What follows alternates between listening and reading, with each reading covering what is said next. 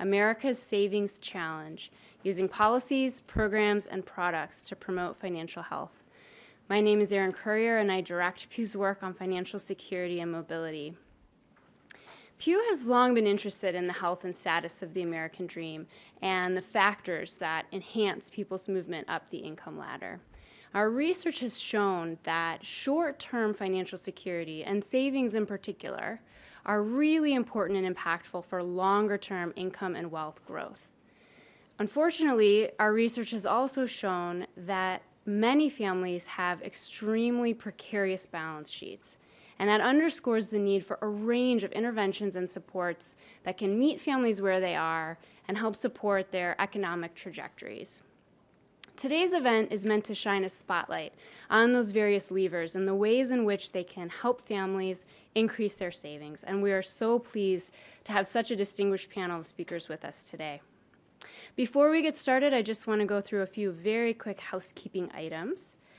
First, this discussion is going to last for about an hour, and that will include some time at the end for your questions. If you are joining us via webcast, you can submit a question via Twitter at any time, directed to @PewTrusts.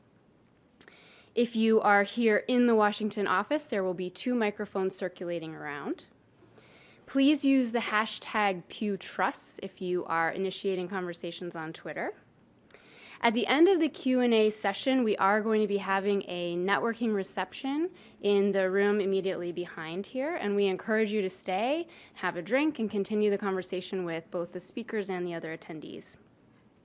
As you're leaving the reception, you can feel free to drop off your name tags if you don't want them. There will be 2 boxes set up for that purpose. Bathrooms are located on this floor. Men's restrooms are on this side of the elevator bank, women's restrooms on the other side of the elevator bank, and the emergency stairwells are next to those bathrooms. Okay, so with that, I would like to introduce our moderator for today, Clint Key. Clint is a research officer with the Financial Security and Mobility Project here at Pew, and he is going to provide an overview of our 3-part series on emergency savings before introducing our panel. Clint.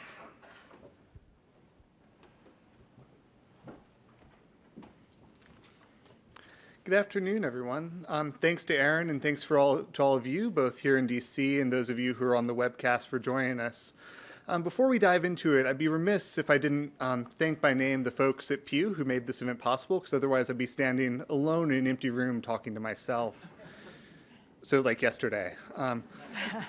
So Shada Elmi and Kristen Schulte from our team put this together, and then Pew's event staff and Pew's digital staff are making this available to you here in DC and to all of you on the webinar.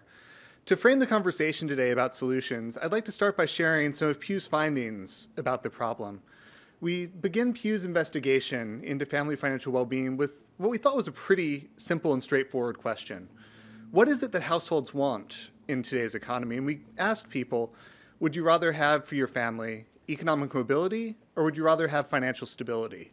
And overwhelmingly, 92% of households told us that what they wanted for themselves was financial stability. This is a fairly modest goal. It's something that in an economy as rich as ours, people we thought would be able to obtain. And so we investigated through our survey, the Survey of American Family Finances, the extent to which households in today's economy are achieving that financial stability that most people tell us that they want. And the results that came back to us are disheartening. Households identify a number of problems that I'm going to run through and then that our panelists are going to solve before we let them have any snacks. So households told us that there wasn't very much slack between their income and their expenses. 55% of households told us that in a typical month, they spend the same as or more than what they make. On top of that lack of slack, very little cushion month to month, households told us that they had enormous volatility. 26% of households told us that they had volatility month to month in their expenses. 40% of households told us that they had volatility from month to month with regards to their expenses. And when households have this volatility, when they can't make ends meet in a given month, households don't have very much savings to deal with drops in income, to deal with unexpected expenses. 54% of households have insufficient liquid savings to replace 1 month of their household income. 40% of households don't have sufficient liquid savings to pay a $2,000 expense. Now, in 2000 is important because in our survey, that was the median cost of the financial shock that happened to households in this country in 2014. 40% don't have the cash on hand. I want to linger on that for just a moment. It's not 40% of households couldn't afford it. It's they wouldn't be able to pay it at all with the resources that they had. And in spite of these challenges, households affirmed to us in the survey the value of savings. They told us that if they had a financial shock, 80% said they would turn to their checking and savings accounts as their line of first defense, their personal safety net. And they told us that households like theirs should be saving. In fact, they told us that households like theirs should have 6 months or more of their income available in liquid savings. Unfortunately, 80% of households are falling short of the target that they themselves set for people like them. And it's not that they're just falling short a little bit. The typical household in our survey is over $9,000 short in liquid savings compared to what they recommend to other households. Now, it could be that 6 months is the wrong target. It could be that's not practical or meaningful for a lot of families. But there's one finding from our series of briefs that we've left on your chairs and that are available on pewtrust.org/emergency savings for those of you following along on the webcast that really speaks to the financial vulnerability and insecurity of American families today. And that is, what happens to a household when something bad and unexpected happens? When a car breaks down, when a household brings in less income than they expected, when someone gets sick. 60% of the households in the country had a shock like that in the past year. And of those, over half of households were destabilized by their most expensive shock. They found it hard to make ends meet in their aftermath. The difficulty that they faced wasn't short-lived. Over half of destabilized households still said they were having difficulty making ends meet at the time of the survey. Families are facing deep-seated, long-standing economic precarity. And while the balances in savings accounts are important and we want to see them increase, what really matters is the extent to which savings help people live their day-to-day lives, help them to achieve their goals. And when it comes to savings, the status quo just isn't working for American households today.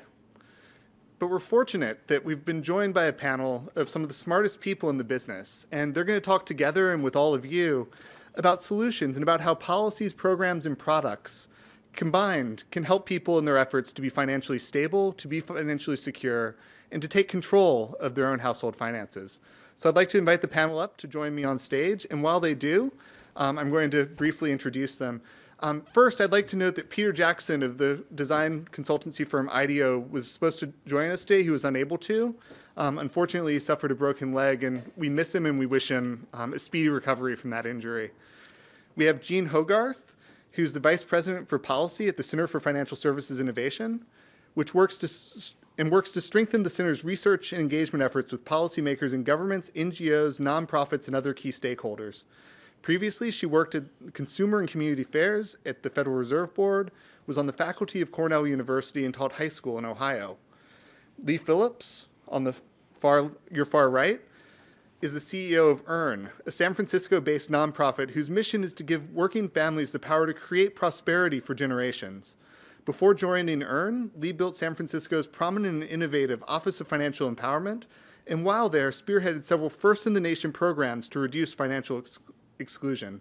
Lee was also instrumental in the creation of the Cities for Financial Empowerment, which advocates for greater financial opportunity and protection for all Americans in cities across the United States.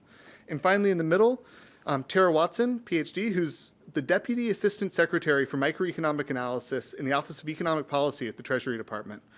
She joins the Treasury on leave from Williams College, where she's an Associate Professor of Economics.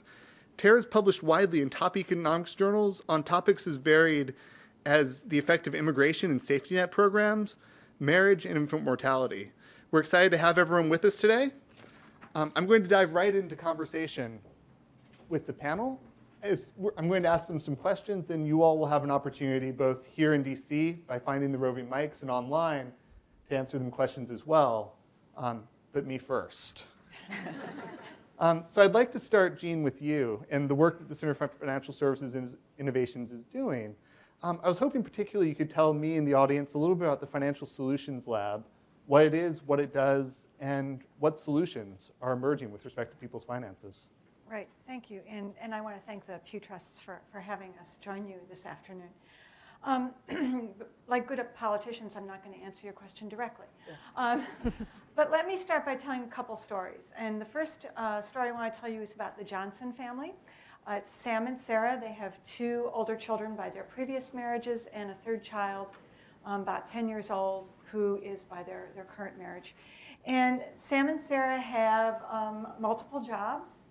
They have incomes that are highly volatile. As Clint said, that the incomes are going up and down and all over the place. Some months they can't make ends meet. They have an unreliable car that they had to get rid of and buy a new car. And so one of the financial shocks that they faced was an adjustment in their budget for a new car. Now you might say, gee, I have a car. Do you think it's going to need batteries, tires, spark plugs? Well, yeah. But it's the uncertainty of knowing when that's going to hit. So they had that. Then they had some medical expenses, and Sam was out of work for a while. They also had a roof leak, and that was unexpected. And yes, if you have a roof, you might expect there to be a leak. But the consequence of that was there was some mold and mildew, and they discovered that their daughter has some allergies, and there was some subsequent medical bills with that. So the Johnsons have experienced a set of perhaps predictable, but nonetheless shocks to their system. The other story I want to tell you is about the Husseins. They're a Bangladeshi couple who immigrated to New York City. They both have bachelor's degrees from their country of origin, but it's a not invented here kind of syndrome, and so they are working hourly wage earner jobs in warehouses, and Mr. Hussein has taken on a job of cab driver, and so they're working on that. Mr. Hussein had an accident and was unable to work for 2 weeks because of an injured hand. Mrs. Hussein took a new job, and that required 2 weeks of unpaid training. And I want to note that Clint mentioned that many families in their survey, more than 50%, couldn't manage 1 month of no income. Notice that Mr. Hussein's 2 weeks and Mrs. Hussein's 2 weeks are really, really close to a month of having to deal with no income. They managed by getting by with loans from family and friends. But again, some of these are shocks like medical expenses, or I'm going to call them good shocks in that you're training for a better job, you're investing in your human capital, but for the time being, there's a gap in your income that has to happen. The third person I want to introduce you to is Lauren Walker. Lauren is a single mom, has a 5-year-old, and Lauren lives very, very close to the edge.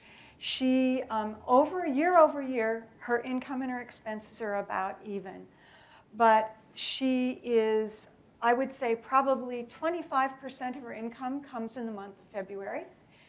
Who in this room knows what happens in February for very low-income families? Right? It's EITC. And so Lauren gets this big spike in income, and she uses that to pay her mother back for the loan that she took out to pay the monthly child care expenses. So Lauren borrows from her mom, pays child care expenses, and then in February, when she gets her refund, pays back the loan. You can see what goes on in Lauren's life.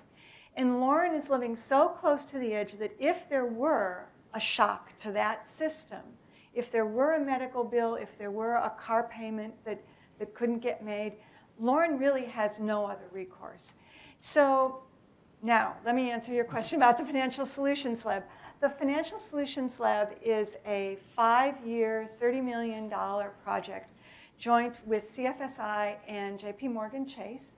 And we seek to bring financial technology solutions to some of the pain points that households are facing. In our first cohort, we addressed the income volatility issue that Clinton has referenced. And if you were to go on our website, you could learn about our first cohort that we just graduated back in February. Literally last Friday, the application closed for our second round of funding, which is on weathering financial shocks. And if the question was, why did you choose weathering financial shocks for this cohort? those 3 stories I told you are part of the reason that we chose this. What's interesting is that our model seems to be that there's some sort of steady state in households, and then there's a shock. And in reality, what households we see are facing is very lumpy kinds of financial behaviors, and then there's the shock. And so trying to help and address this lumpiness and on top of the financial shocks is really part and parcel of what we're trying to solve in this round of the lab. There are a couple other things I want to talk about in the lab. We seek not a one-size-fits-all solution. We think that there are, it's like let 1,000 flowers bloom. So we're looking for a lot of different approaches. You'll notice that the things that I articulated, things like employment shocks, liquidity shocks, lack of earnings, in medical shocks, the idea that when Mr. Hussein was not able to work, he didn't have sick leave. He didn't have paid sick leave. So there are some sort of employment policies that we could be looking at in this challenge. So that there's a lot of different approaches that can be brought to bear. Microinsurance, we haven't talked about that yet, but the whole idea of, if you don't have medical insurance, and that's less of a problem under ACA, but it's still a problem under ACA. So how do we think about the different ways we can help families address these shocks? It's not just about income. It's not just about credit. It's not just about having a meaningful, livable wage. All of those are clearly part and parcel of the solution. But we're looking for multiple ways to attack the issue of financial shocks. So with that, I will stop. Great, thank you very much. EARN, Lee's organization, is on the ground every day helping families in the Bay Area and throughout the country really now build savings, build financial well-being. Lee, I was hoping you could share with us some of the challenges that you see your clients facing, and then what products and programs EARN has innovated to help them overcome those challenges. Yeah, absolutely. So, just to build on the very core theme that we're talking about today, and I think it's very important to kind of state the obvious, which is that millions of people in this country are struggling financially to make ends meet, and as a result of that, they don't have the means really to start to save, or at least that's how it feels. We also our families have a lot of competing priorities about what you're going to pay and how you're going to pay it. And I know the Financial Diaries project really shed a lot of light on those realities for people, and all the juggling and the mental math and the accounting and what can I pay late and not get a big fine, and what do I have to pay first, and what's more pressing and more prevalent. I think this issue that's also been brought up around inconsistency is a lot more widespread than we initially thought. So people, when they're earning money, a lot of this is not coming in a regular, getting paid the same amount every 2 weeks, as most of us, I'm sure, experience.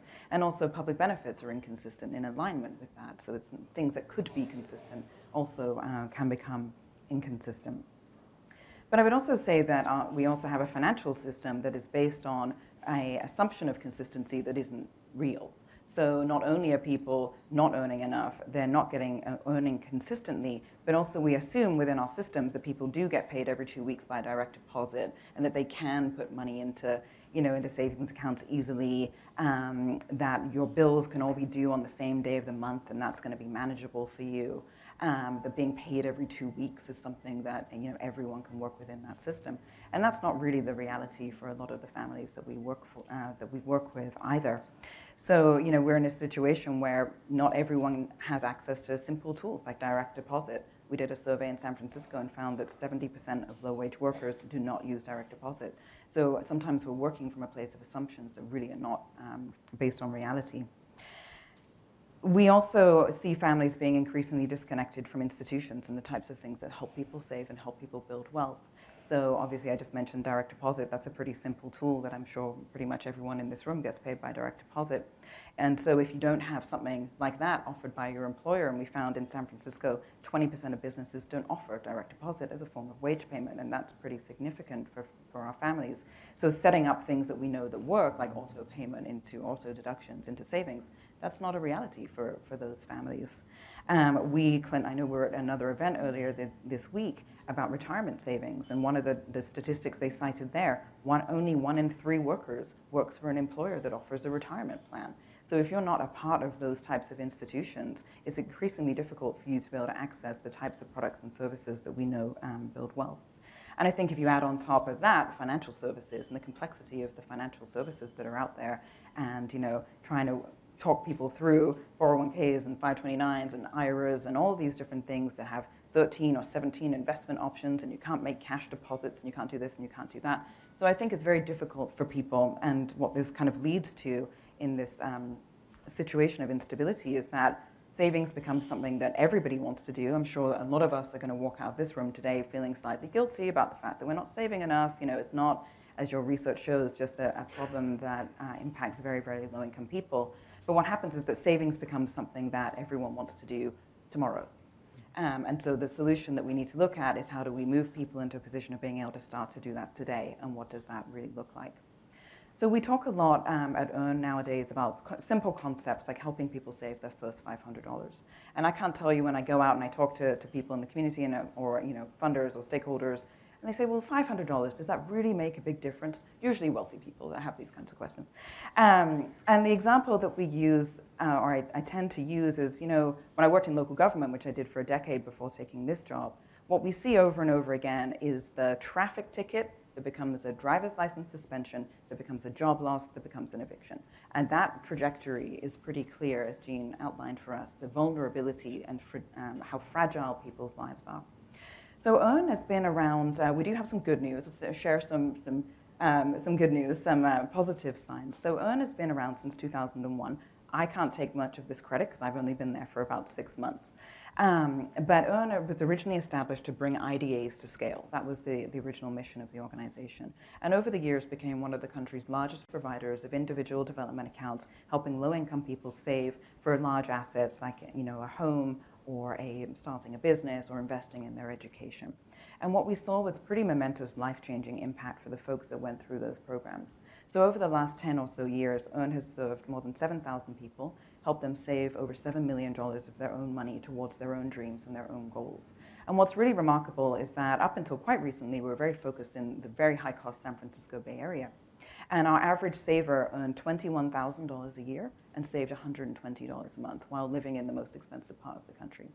So what we think is really promising about that is that we keep proving, nonprofits like EARN and many others, that lower income people can and will save when given the right opportunities and the right help and the right incentives to do so.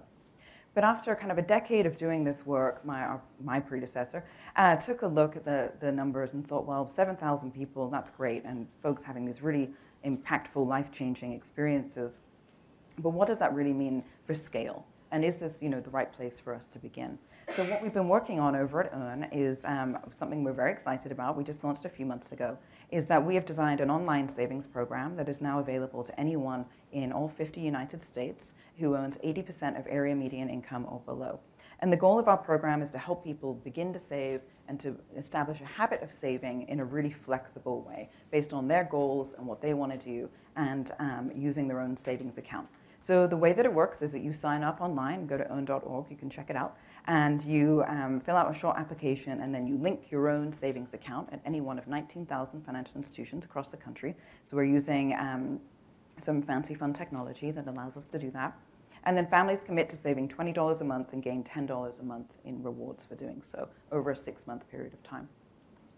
And what we're seeing is actually some pretty good results. Sorry, dramatic pause.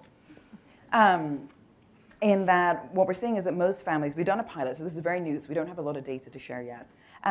But in our pilot programs, we're seeing that the majority of families are able to save consistently. They're saving more than $20, they're saving about $50 on average. But what's even more exciting is that the families are still saving at the end of 12 months. So even after all the financial incentives have been used, you've claimed your rewards for 6 months of savings, that most people are going on to save because they establish that habit within the first 6 months. And actually, I just met a woman a week or so ago. So we've been also doing customized programs for other types of organizations that want to offer savings and asset building to their clients. And so we're working with affordable housing organizations, financial coaching programs, workforce programs, and some employers and others who are designing their own savings programs using the platform that we've created. But I did meet our first saver last week who had enrolled in a program we designed for San Francisco's public housing residents. So in that case, people thought that maybe $20 a month was going to be a little bit too high. So we started with 5, because the idea is, start small, don't be intimidated. I think some of these big goals of you should have X amount of money in the bank, or you should be doing this, is just, it's too much. People say, well, I will never be able to get there. So it's a real barrier to people beginning. So I met a saver last week who said, oh, you're from EARN. I signed up for your program because of a financial coach. I started saving every month, and now I just enrolled in my 401k for the first time. And that's the type of change that we're really excited about. I'll use one more example. We are working on a very exciting second year of a pilot with Levi Strauss Red Tab Foundation, who heard about what we were doing and wanted to bring short-term savings to their retail and distribution workers. So they worked with us to design their own program, which we just issued the second year of the pilot, started about 2 weeks ago. And the Red Tab Foundation is providing up to $50 a month to match savings for employees for 12 months. And what they're interested in looking at is does that reduce the number of employees who are asking for emergency grants and loans from this foundation, and also does it increase the take-up of their 401k. So we're getting employers engaged and other people and really trying to create a situation where we can get more institutions involved in saving and asset building beyond just you and your bank or you and your employer. That's great, thank you. This is obviously a huge and complex and multifaceted problem, and it hasn't escaped the attention of government at various levels. Municipalities are involved, state governments are involved, and importantly, several agencies within the federal government are deeply involved in helping households to achieve financial stability. Tara, I was hoping you could share with us how the Treasury Department sees its role in this field, what Treasury is doing now, and if you're at liberty to, some of the things that are on the horizon that may be coming down the pipe. Sure, and thanks for having me here today. I'm coming into Treasury as someone who doesn't have a lot of expertise in this area, so my lens on this is a little bit more of that of a generalist, and I'm looking forward to hearing your perspectives as well. So I should say it's not just Treasury that's committed to this problem. The entire administration really is deeply committed to financial health of American families. So the ACA, Affordable Care Act, is a great example of that. You can think of that as a health access program, but in a lot of ways it's more of a financial security program than anything else. The administration's also been committed to making improvements to the student loan program in ways that promote financial security as well. But at Treasury, we've been thinking about promoting many forms of financial health, but specifically today I'm going to focus on savings behavior. So someone once said to me that wealthy households think of their financial health in terms of generations, and slightly less wealthy households think of their financial health in terms of years or maybe lifetimes, and the least advantaged households are thinking in terms of months or even weeks. And so as policymakers, one way to think about our role is to try to stretch that horizon for individual households a little bit so that people are not struggling to get to the end of the month, and that people who are maybe thinking in terms of years can start to think in terms of retirement security or a slightly longer time frame as well. And so I'm glad Clint gave some background. I was going to give some similar type facts, but we'll save us all some time. But as all of you know, there are serious concerns with the savings situation in American households now. Many families have inadequate long-term savings, and Clint didn't focus as much on this, but even if you restrict households who are 45 to 54 years old, so people who are approaching their retirement years, you really see an inadequate level of savings among many families and households. So at the 10th percentile, those households with household heads between 45 and 54 have liquid assets that amount to only a few days of income, and including all of their financial assets amount to only about a week of income. And even the median family in that age group only has total financial assets worth about 20 weeks of income. So people really don't have a big stock of wealth for retirement. And so there's a long-term savings issue. There's also a short-term savings issue, as we've been discussing here so far. People don't have a lot in emergency savings. And as we also heard, there are a lot of fluctuations in income over the course of a year. And so the combination of those factors make things difficult for families. We know that families, you described a cycle where people who are faced with volatile income and lack of savings can kind of get into a cycle that's hard to get out of. But it also just means generally it's expensive for families to manage their finances. And so, for example, we know credit can be more expensive for families in these situations. There's also a fun example, or interesting example from Michigan economists that came out recently looking at toilet paper purchases, where it turns out that low-income families, because they aren't able to purchase in bulk when toilet paper is on sale, actually end up spending 6% more toilet paper per square than other families. And obviously, toilet paper is just an example, but I think it's a pretty powerful example about how the lack of a savings buffer can really translate into costs that come from not having that buffer. So let me come back to the question of what Treasury is doing. I'm in the Office of Economic Policy at Treasury, and we are actually putting together a series of briefs on the economic security of American households.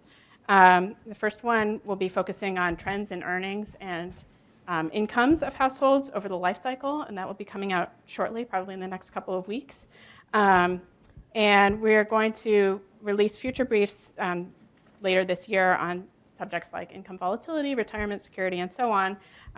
So in a way, we're just sort of gathering knowledge. A lot of it is building on work that Pew and others have done, and making sure that it's sort of collected in one place for future policymakers.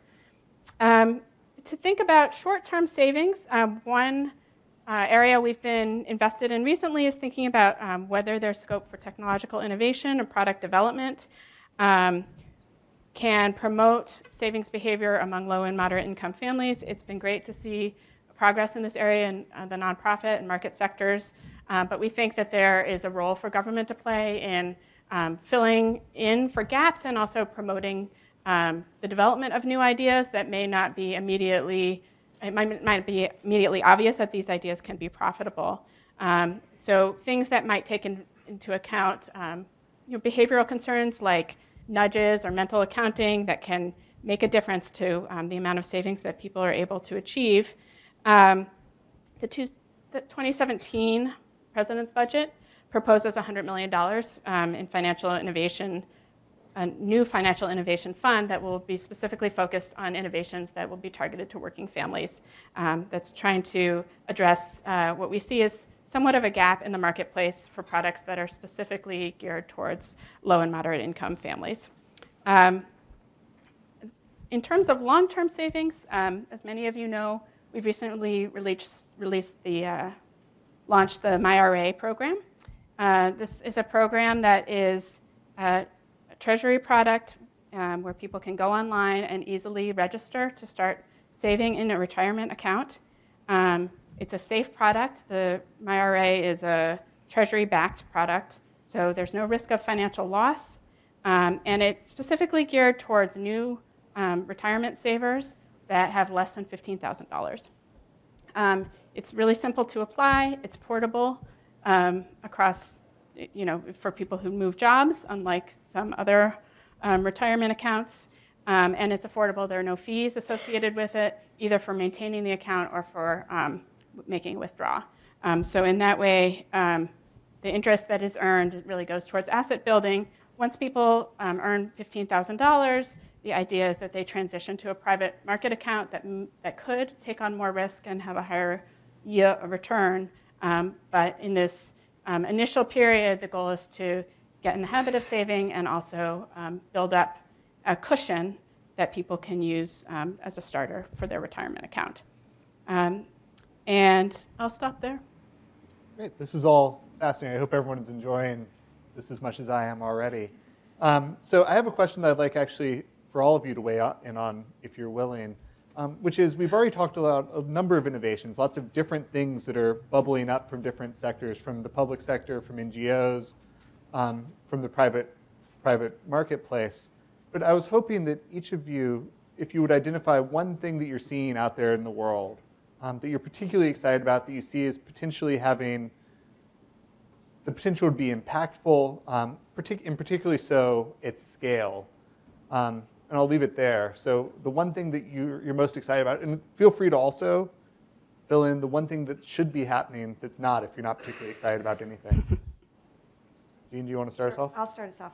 Well, I would be remiss if I didn't say that, I think that the growth of fintech is clearly one of the things that if you look back over the last 5 years, one of the things that's clearly a new presence, an increasing presence in the market. And it's enabling us to really approach some of these issues and problems from very different perspectives. It's the, kind of really shifting the lens. And let me give you an example. One of the news feeds I get this week announced that there's a patent had been applied for by a company called PayActive. And it is, I will call it just-in-time payments. You're an hourly worker. You worked on Monday. You get your wages on Monday. You work on Tuesday. You get your wages on Tuesday. It's real-time payments. And I will say that this concept is actually starting to get some traction and permeate. And even companies like Uber are thinking about how do I pay my drivers in more real time. So I think that the just different perspectives that we're bringing to some of these financial problems are probably one of the neatest things that I see out there. Will this kind of thing ever get to scale? I don't know, but it's certainly growing. Thank you. Tara? I was actually going to mention innovation as well, so I don't want to be too repetitive, but it does seem that we know there's some limitations on what traditional brick and mortar financial institutions can do, and the degree to which they serve, in particular, low to moderate income families. And so I do think it's an exciting time to see the way that technology can combine with new, at least somewhat new in the economics profession, perspectives on why people don't save as much as they might, and our understanding of how nudges can work, how mental accounting can work. So combining that with the technology to actually incorporate those ideas into something practical and that's accessible to working families, I think is quite exciting. Great. Lee? Yeah, I agree with everything that's been said so far. And I think in particular because what we're seeing with technology and a broader range of solutions is that it opens up the conversation beyond you and a consumer financial institution and allows like a whole lot of other things that really do actually directly impact people's ability to manage their money. I think we have been a little bit too focused on the dynamic between consumer and financial institution without thinking about, well, how you get paid and how you make payments is also a huge part of this picture. So the ability for more employers to be more easily involved, the fact that technology is now just, be obnoxious panelists and say like the ones that we're promoting at EARN, allow a broader range of institutions to be engaged in this type of work in a much more easy to access way. So you don't have to go off now and create your own giant asset building program or savings program. There are programs out there that you can integrate more seamlessly into the work you're doing, whether you're providing housing or doing workforce development or you're an employer or so on and so forth. So I think some of that's really exciting. At the same time, I do think nonprofits play a unique role here in that we don't have to make a profit on the people that we're serving. And I think there's a lot of really important things for us to learn about designing things that really work for consumers, because I think there is a downside as well, obviously, and a risk through this rapid acceleration and innovation that's happening, and also and a greater risk that the people that we care about at EARN still aren't really necessarily anyone's target consumer in the private sector. And so I think we need to look at that, and we need to be realistic as well about we learned this when I was working at the city, and we were launching programs like kindergarten to college, and we thought that automatically enrolling thousands of students, of children into accounts would be a good proposition for a financial institution. And it really isn't, because large numbers of small dollar accounts turns out aren't really that much so enticing. But I think technology can help reduce some of that friction and reduce the costs, and so I think there's some opportunities there as well. One other innovation that I was just thinking of is it seems that there's been a lot of emphasis on research in this area, specifically the high volatility, high frequency data that allows us to really understand what's going on the ground. So some of that's big data like the JP Morgan Chase Institute data. Some of that is groups like Pew and others doing just sort of good detailed analysis about what's happening. But I do think that's another real area of growth is sort of a deep dive into what's happening in the ground in terms of financial management at the household level. Absolutely, and it seems it's revealing a lot of the trade-offs that households are making between today and tomorrow and between the short run and the long run. One of the pieces of feedback that we've gotten on our research is that households have lots of different constraints, constraints on income, constraints from expenditures, constraints from debt. So I'm interested in your perspectives on how households can be helped to balance across these competing perspectives between today, soon, and later. So sure, I'll start in on that. Well, interestingly, so one of we did a consumer financial health study that we released about a year ago. And one of the interesting things that we found was that the number one factor that predicted whether you were going to be financially healthy was whether or not you planned ahead for large expected expenses. And these are expected. This is not the shocks, although when you get your tax bill, sometimes it is a shock. The number two factor was whether your planning horizon was sort of more future-oriented, your future-mindedness. And I think that getting people to begin to think from the now to the soon to the longer term is a real challenge, especially when you have a lot of soon and now things that are competing for your bandwidth and attention. And I don't know as we have necessarily cracked that nut, but I do think that having a range of products and services, having products like MyRA, having services like EARNS programs that really help people begin to see that, yeah, I can just take $20 and put it into that 401k and it'll grow and develop. So, bringing that product, that new product set to the people, I think may be one of the strategies for helping people manage across the now, the soon, and the later. One strategy we've been thinking about is using tax time as an opportunity to stretch that horizon. So specifically with MyRA, we people have the opportunity to deposit their tax refund directly into a MyRA account. Similarly, with the student loan program, we're trying to launch a way for students to use that time in conjunction with H&R Block and TurboTax, where they can think about the loan repayment plan that they're on and think about whether it makes sense for them to transition to a different one. And so we think that maybe that is a moment where people can focus a little more on the future, and it's a nice moment to the extent they have a refund that they haven't already spent, because there's a lump of money there, and it's something to work with.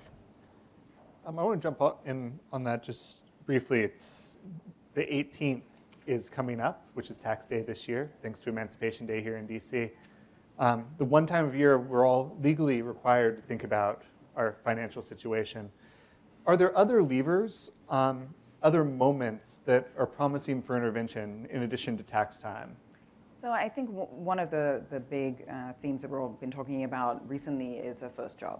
So I think we're seeing a lot of attention, rightfully so, in youth employment programs, summer youth employment programs, workforce programs. And so I think there's a lot of opportunity, and this is something we worked on at the city of San Francisco. So someone gets their first job, they get their first paycheck. What better opportunity to say, okay, well, you should be using direct deposit, you should get a checking account, and you should put a certain amount of money away into savings. Last summer, San Francisco's young folks were participating in some part of Summer Jobs Connect, which was a program of Cities for Financial Empowerment Fund. And they get 1,000 of the kids, about 7,000 go through this program, 1,000 of them participated in a pilot in which they were given an account at a credit union, they signed up for direct deposit and savings. Those young people saved $300,000 in 8 weeks. So I think the structure of that, and there wasn't huge incentives. I think the only incentive was a $15 gift card at the end of it. You know, it wasn't like a huge thing. But just showing that integration into these other systems really is important, and it really does work.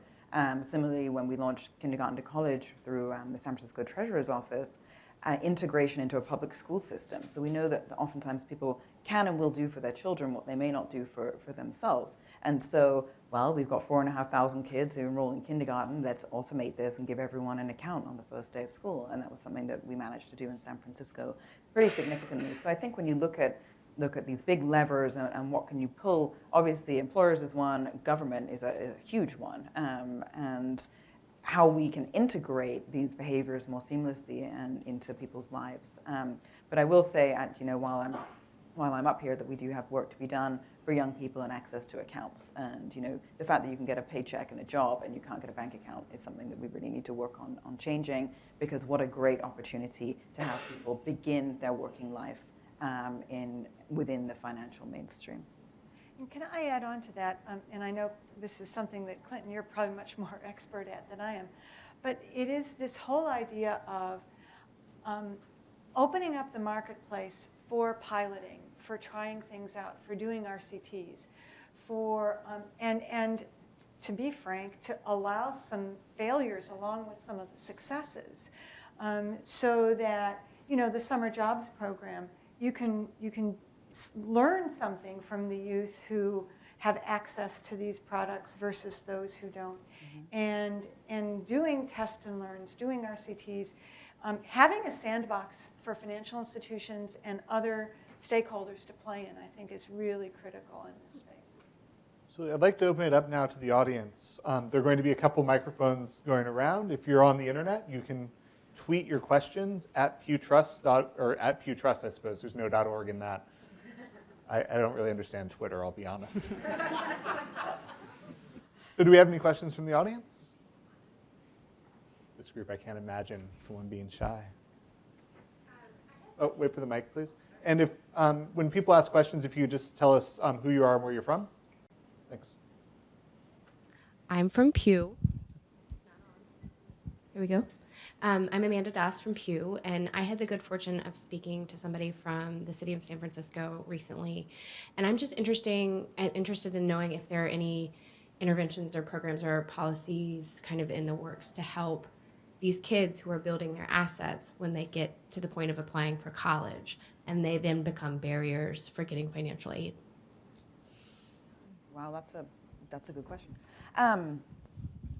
Well, this was something that we did consider when we were looking at kindergarten to college. And this is one of the things that is, when you're talking about any of these issues, there is no straightforward answer for any one person in any one scenario. And that's what makes it so complicated. I mean, every single one of us has a completely unique situation. And, I think when it comes to college financing, the reality is if you're from a low-income family, Harvard may be more cost-effective than community college, and that's something that's really hard to explain to families, and then say, well, how much are you trying to encourage people to save? We don't know for what, and how much, and it's very complex. We focus on the idea that savings, and we know this from our work at EARN, has an impact that goes far beyond money in the bank. So we know that people who are saving have much more of a future-thinking mentality. They feel more in control of their finances. When we go back and survey, as we always do at EARN, people who have successfully completed our program, we ask them what was the best thing about it. It's not necessarily the case that people say, well, I got this great house that I now live in, or I started my business, or I went back to school, or I funded my child's education. It's the fact that people say, I feel more confident about my money, I feel more in control of my future, now I stay on budget, I become a saver, and those are really great impacts. So I'll defer to my other colleagues if they have an answer on the technicalities of college financing. But the position that we took in San Francisco is we don't know what the future is going to hold, but we do know that savings is generally a good idea. And it could be that maybe you get a full ride, but you need money for a laptop, or you need money for the plane ticket to get you there, or what. But we didn't want families to be not experiencing the positive impacts of saving for their future based on some potentially unforeseen circumstances down the road. We have a question from Twitter, several questions. How can we expect people to save if they're really living paycheck to paycheck? So Nancy Register is here in this audience somewhere. Oh, I hear the chuckle over there. The America Saves program really has shown that lots of people can save. And I'll defer to Earn, because you guys have been way successful at getting LMI people to save. Yeah, we have, and that's a great question. It's one I wake up in the night thinking about sometimes. Again, it's like there is no one-size-fits-all thing. So I think being able to customize things for different people in different ways. So our basic program is focused on a minimum of $20 a month. The program that we developed for people living in public housing is $5 a month. And then we can get into this issue of what does it mean to save? If you save it for 1 month, is that saving?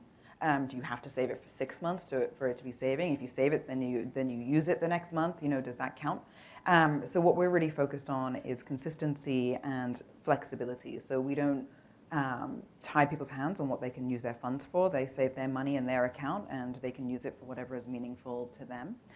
Most people report that they are saving for an emergency, followed by education, home ownership, retirement, and something else.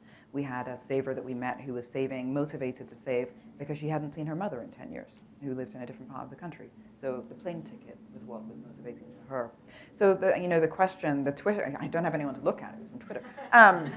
But the question is a good one, and that's why we need a range of options and motivations. And there are people here from different parts of the federal government that encourage people to save through a whole range of different ways. So we're focused on helping people get started, but we're hoping also to leverage more funding and contributions to people's accounts, which I think programs like Assets for Independence and IDAs have proven to be very effective at. So that was kind of a half answer.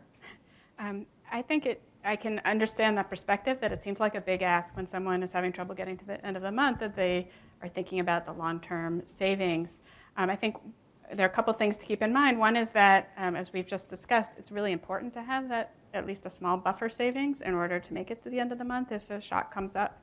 But in addition, it's not necessarily a substitute between short-term savings and long-term savings. They can be complementary. So if people have a goal of retirement savings, they may be more likely to achieve that goal if they know they can access those funds in a short-term emergency as well. So the pool of money can serve both functions to some extent.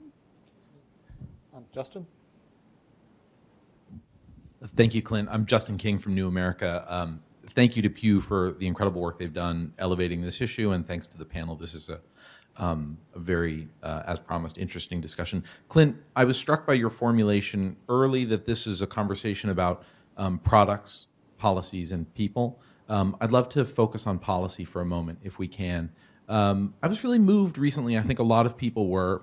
Lee, your comment about being able to get a job but not being able to open an account. There was a story that sort of made the rounds recently about a young man who'd won a scholarship to a coding boot camp and was given a money order and said, listen, go, this is your stipend for the time that you're here. Go cash this money order. And some of the kids went and cashed their checks at their banks or their credit unions.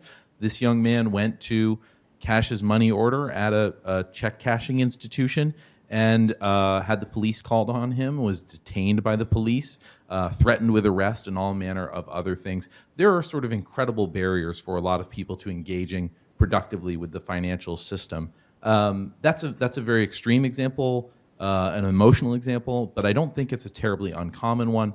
And it really raises for me a question about policy and barriers to financial inclusion and capability. I'm wondering if each of you, and Tara, apologies, this is not a fair question for you, can cite policy barriers that you would like to see changed that would make the work that you're passionate about easier and more impactful for Americans. Jean, do you want to? Sure. I think that in the spirit of talking about innovation in policy as much as innovation in financial services, we really do need to look at some of these issues and whether or not there isn't a tiered structure that we might apply to identification for account opening. I think that there are product structures that we need to develop. A standard savings account for the audience that we're talking about. Many of you in the room might not know this, but you're limited to 6 withdrawals from a savings account in a month. And if you do more than 6 withdrawals, you get a letter. And if you do more than 6 withdrawals in the subsequent month, you get converted from a savings account to a checking account. So we need a different product structure if people are going to be using this as a buffer stock for their finances. So I think that there's a couple different things in the policy realm thinking about what are the standards of identity and how do we maybe create these tiers, and then how do we structure products? Lee? That was a hard question, Justin. I might ask you to answer it too. You ready? I thought you might be. I think a lot of the savings incentives that we see in this country are also obviously embedded in the tax code, and they're embedded in such a way that isn't that helpful to lower income people. Because you don't pay tax on things you may have paid tax on. Mm-hmm. It's not necessarily something that works for the folks that we are helping every day. So I think there's some. There's probably a lot of people in this room that know more about that topic than me, but I think it's important to say that that's one of the biggest way that we allow people to save here is by through those types of products like 401ks and 529s and so on and so forth. I think simplifying a lot of those products would be really helpful. So, for example, when we were launching kindergarten to college in San Francisco, and we went around to talk to all sorts of different service providers, financial service providers, about products and services, you can't default people into a 529. Like, people have to open it themselves. They have to choose from one of their investment options. It was 13, I remember, in the California program. The application is many pages, and it has many pages of other stuff that go along with it. You can't deposit in cash. You can't deposit in person. And so with that program, still 50% of the deposits are made in person at a bank branch. So I think there is so much complexity in the products that we do have. So simplifying what we do have, I think, would help and make it a little bit easier for people to navigate. Interesting. Tara, we'll give you a pass. Thank you. We actually have time for one more question right in the middle. Don Baylor from the Urban Institute. So the subject is really the state and local data, or the lack thereof, when it comes to savings and assets. And so from our perspective, this dearth of data, I think, leads to two problems. One is the lack of the ability to both shame and motivate state and local leaders, and also the inability to know whether or not we're actually making a difference. So looking at other big problems like student loan debt, foreclosures, even the uninsured, the ACA was brought up earlier, you can actually see the difference over time, whether or not it's policies, programs, products, et cetera. I was wondering if anyone has anything to say about how we can improve access to state and local data, or just the existence of it overall for savings and assets. Looking at you, Gene. Clint. One of the things that makes savings different from the other areas that you cited is that there isn't public data thrown off. So foreclosures, it becomes a matter of public record. Student loans, the Department of Education has an automatic data collection program. Whereas savings, it's fractured into hundreds of thousands actually, of different financial institutions, non-bank financial institutions also, and across lots of different product lines. Even getting a sense of what one household has is incredibly difficult, even with transaction-based data like what the JP Morgan Chase Institute has. You only see what that person has at JP Morgan Chase. You don't see the whole universe of their financial lives. Are there institutional actors that can step in and develop a data set? I'd like to think so, and I'd like to meet them. I think that you identify one of the core challenges is seeing not just moment-in-time stocks of what households have, but to the point that Gene made earlier, and to what CFSI's data has shown through the financial diaries, how money flows through people's lives, and how financial security at one point in time might be different from that at other points in time. So, yeah, let's talk about this. Let's get it done. We're going to leave it there because one of the most dangerous places to be in DC is between a member of Congress and a camera person. The second most dangerous is between policy wonks and glasses of wine and snacks out in the room behind you. So I'd like to thank you all for your time and for your attention. Please join us, stay, talk with each other, ask the panelists the questions you didn't get a chance to, make Justin answer the question that he asked for himself. Thanks for your attention, thanks for your time, and we'll look forward to chatting.